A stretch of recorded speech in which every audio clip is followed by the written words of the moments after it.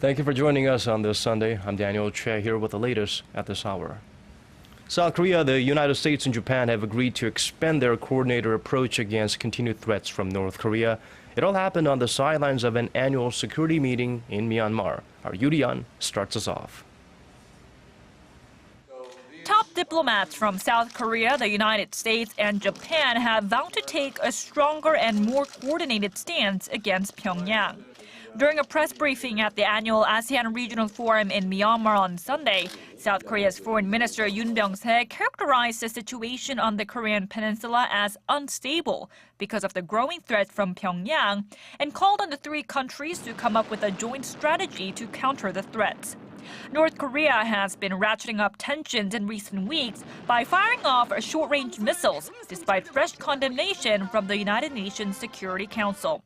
It even threatened to go ahead with a fourth nuclear test earlier this week.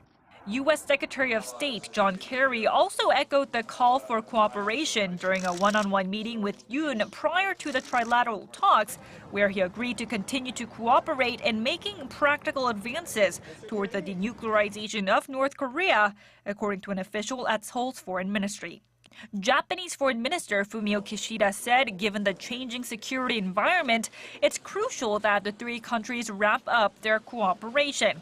Kishida also ensured transparency with regard to Japan's recent negotiations with North Korea on Pyongyang's abductions of Japanese citizens. Yoo Li-an, ARIRANG News. For the first time in more than a year, the standard interest rate is expected to be lowered here in Korea. The Financial Supervisory Service said Sunday it is highly probable that the Bank of Korea will lower the standard interest rate by 0.25% to 2.25% at the upcoming Monetary Policy Committee meeting on August 14th. One of the factors fueling this decision is the continued negative impact on consumer spending by the April ferry disaster. The move comes in the wake of a stimulus package introduced by Korea's new finance minister, Choi Kyung-hwan. Experts say the government's willingness to boost the domestic economy through a mix of policy measures will send a strong message to the market. Now, when Pope Francis sets foot in Korea this week, he is expected to have a truly Korean experience, as every possible item that he might need during his visit will be provided by Korean companies. He will be driven around not in a grand limo or a special Pope mobile, but a humble compact car created by Kia Motors. During the papal mass, he will don robes handmade by Korean nuns and drink a brand of Korean wine used in most Korean cathedrals. Two Korean mineral water brands will keep the Pope and his team hydrated throughout his stay, but none of the brand names used by the Pope will be publicized as a show of the company's devotion to the Pope's humble approach to his ministry. Moving over to Japan, while the Abe administration is seeking legislation to exercise its right of collective self-defense, opposition party lawmakers are preparing a bill that would prohibit the move.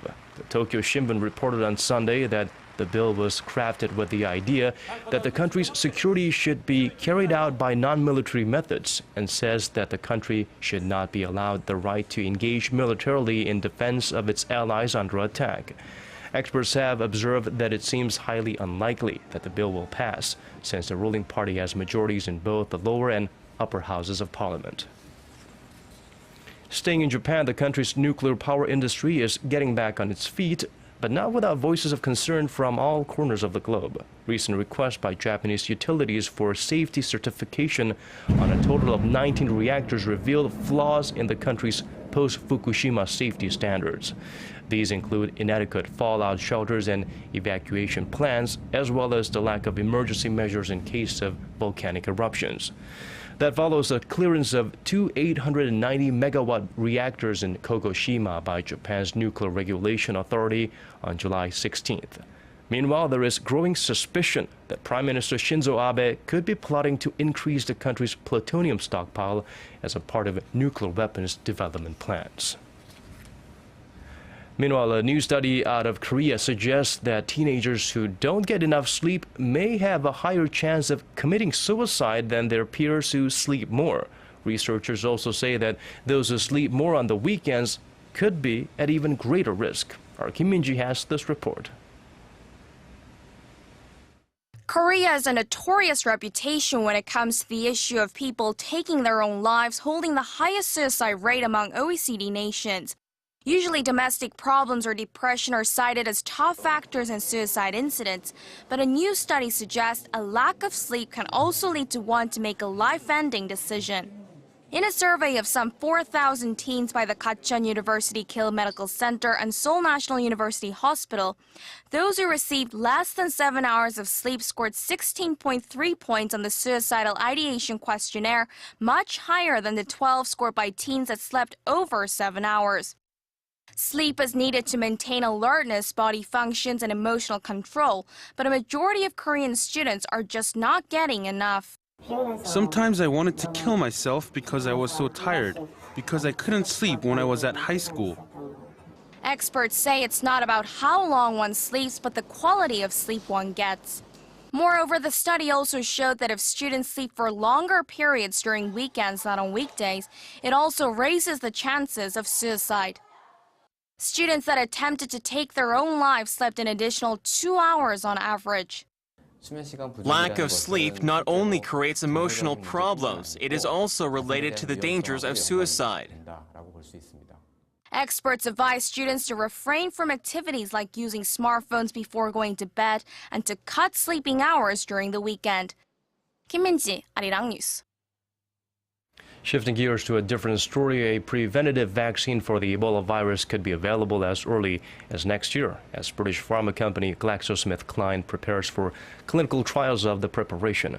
The WHO announced Saturday the trials could begin as early as next month, and the vaccine could be available by 2015. There is currently no available cure or vaccine for Ebola, a virus that causes severe fever and, in the worst cases, unstoppable bleeding.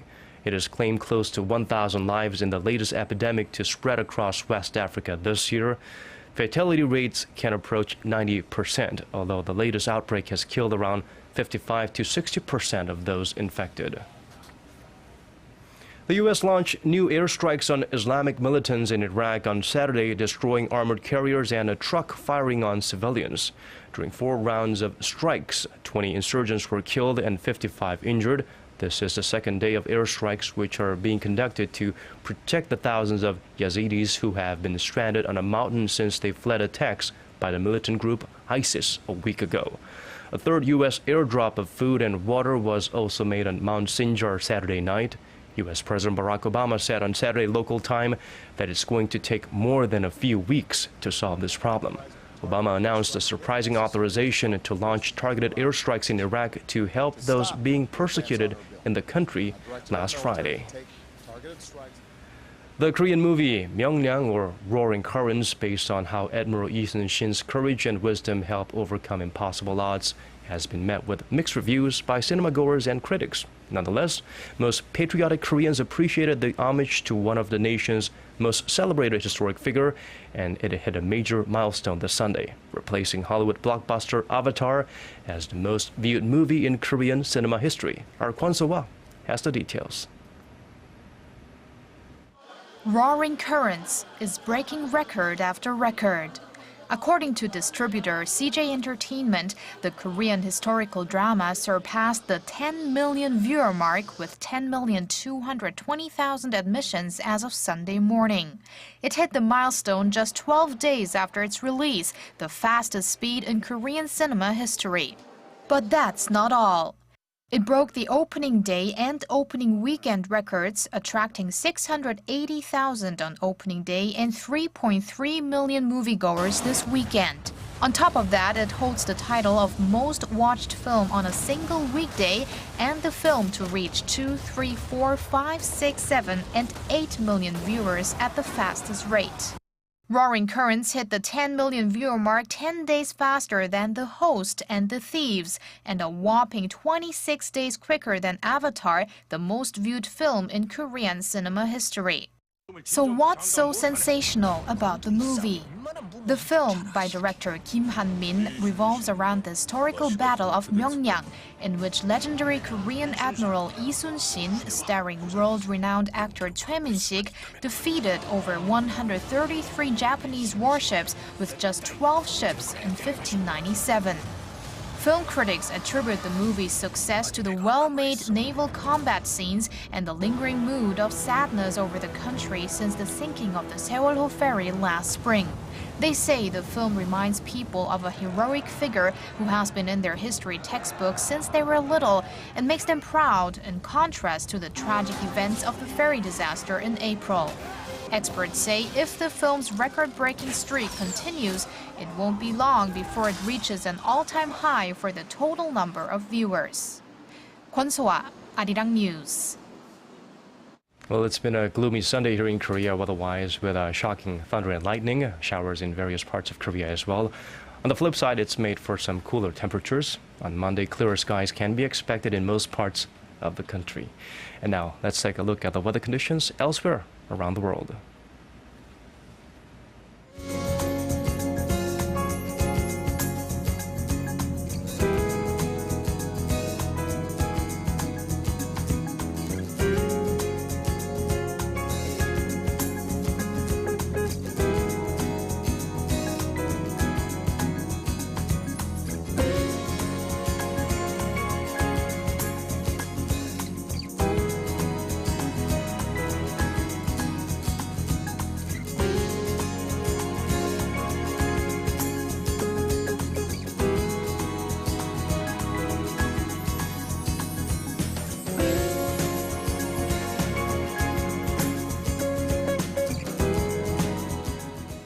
And that brings us to the end of our program. Thank you for watching. For more, do join us again at 10 p.m. Korea time.